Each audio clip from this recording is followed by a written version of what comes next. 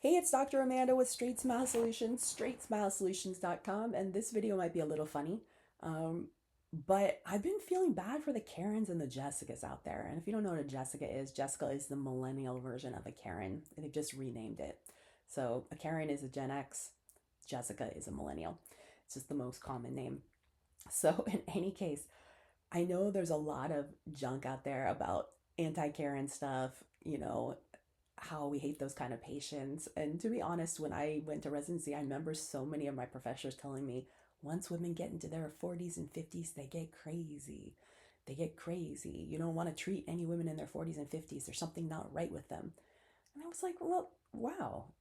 He's kind of globalizing this. Like he's saying that all women in their 40s and 50s, especially the Caucasian ones, get crazy. Like that's wow. And I've heard this for generations. And then I was like, he's kind of right. And I'm like, wait a minute. All my family's like that too. Like this something can't be right. And then when I got that age, people started saying that about me. So then I just realized that, dude, there's something that happens to us in our 40s and 50s. Maybe it's not us. So, anyways, I'm going on a major rabbit hole here, but I'm telling you, befriending the Karens in your practice and the Jessicas is the smartest thing you can do. Let me tell you a little bit more about how to do that. So, listen, your Karens and your Jessicas are just women in their 40s and 50s that are sick of it. They are tired of the BS. They are tired of people lying to them. And now that I have been a Karen in a healthcare setting. I've been a major Karen to my OBGYN, to a lot of people. A friendly Karen, but I'm going to advocate for myself if I have to, and I'm not going to be marginalized. And I'm not going to let you sidebar me and tell me I'm wrong, especially when I know I'm right. So, and actually, I was right on everything. But yeah, a lot of your Karens and Jessicas are just frustrated because nobody listens to them. And there's some that are legit cuckoo pants. So, I mean, you have to rule out the legit cuckoo pants from not, and you might not know until you start getting at it. But what I'm trying to get at, if you befriend your Karens and your Jessicas, they will actually become your best referring patients. And you might not want all those kind of patients, but they're going to refer all these great patients as well. So here's what I'm telling you about. There are so Look at your Karens and your Jessicas who are your regular patients, 40s, 50s. I'm going to say 60s because by 60s, people have calmed down. It's 40s and 50s, even 35, okay? 35 through 60, 58, okay? As they come into your practice for either GP exams or whatever, start looking at their issues. I mean, they may not be able to fix things, but whatever things they're complaining about, dental wear, airway, malocclusion, teeth breaking, whatever, look into this. I actually, not to kid a tangent, but did this. There was a great lecture that I started listening to online from Spear, and I'm not a Spear member. There's no way in heck I'm spending that kind of money for something I really don't need. And I already know pretty much everything that they teach in terms of ortho. It's not that great what they teach. It could be a lot better, Spear, if you're listening.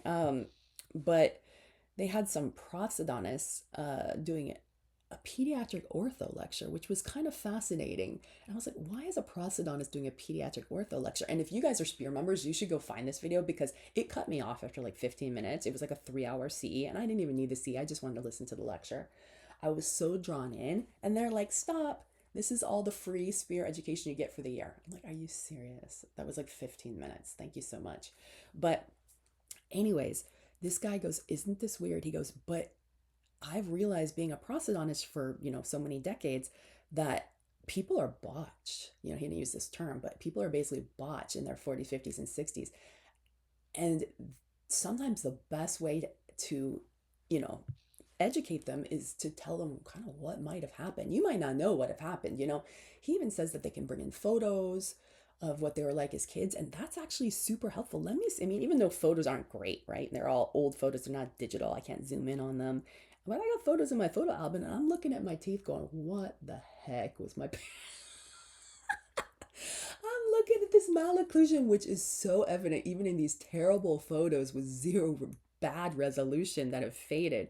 And I'm like, what was my pediatric dentist thinking? I'm so jacked here. Why did they not do something? And it's not just straightening. I mean, like major malocclusion issues, major growth issues. So what I'm saying is all these Karens and Jessicas probably have kids and grandkids. All we really want as women in our 40s and 50s is to have things be better for our kids and grandkids. I mean, that's the truth. That is the honest truth. Like, that is my whole goal. I don't have grandkids yet. Knock on wood. Well, uh, but in any case, like, I want things to be better, right?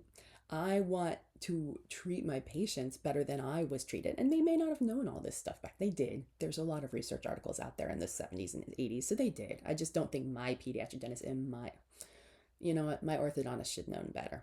He was the head of the AAO. There's no the AAO in the 70s and 80s was not the same. Oh, it's still terrible. But anyways, let's not get into that. So back to the Karens and the Jessicas. Educate them. I mean, have they had 4 teeth out? Why do they have dental wear? Tell them, hey, if you want to bring in photos from your child, let's take a look. Let's solve this mystery together. I'm not saying you got to spend hours and hours with them, but sometimes just kind of explaining what might have happened. You know, maybe a baby tooth was pulled early. Maybe this, you can educate them. It gives them peace of mind. There's a lot of medical stuff that was done to me as a child. And I'm like, really? Why did you guys do that? You know, like, but once I understand it, then I'm not as angry about the health issues later. I know this is a super run on video, but I'm telling you, if you start taking the time to go over what might have happened with these Karens and Jessicas, they're smart. These are smart cookies. Karens and Jessicas are smart cookies.